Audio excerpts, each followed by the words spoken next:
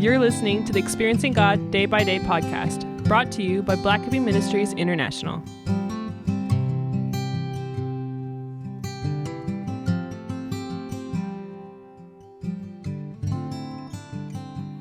February 11. Love brings obedience.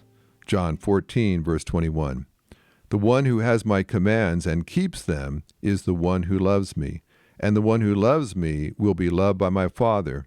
I also will love him and will reveal myself to him. Obedience to God's commands comes from your heart.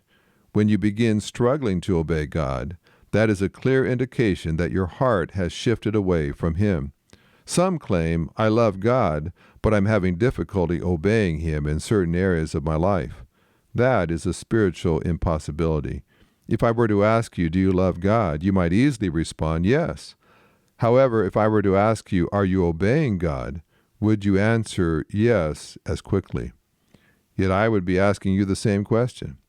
Genuine love for God leads to wholehearted obedience. If you told your spouse that you loved her at certain times, but that you struggled to love her at others, your relationship would be in jeopardy. Yet we assume that God is satisfied with occasional love or partial obedience. He is not. Obedience without love is legalism. Obedience for its own sake can be nothing more than perfectionism, which leads to pride. Many conscientious Christians seek to cultivate discipline in their lives to be more obedient to Christ. As helpful as spiritual disciplines can be, they never can replace your love for God. Love is the discipline. God looks beyond your godly habits, beyond your moral lifestyle, and beyond your church involvement, and focuses his penetrating gaze upon your heart. Has your worship become empty and routine? Have you lost your motivation to read God's Word? Are you experiencing spiritual lethargy?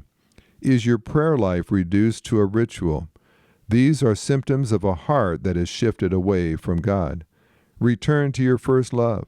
Love is the greatest motivation for a relationship with God and for serving him.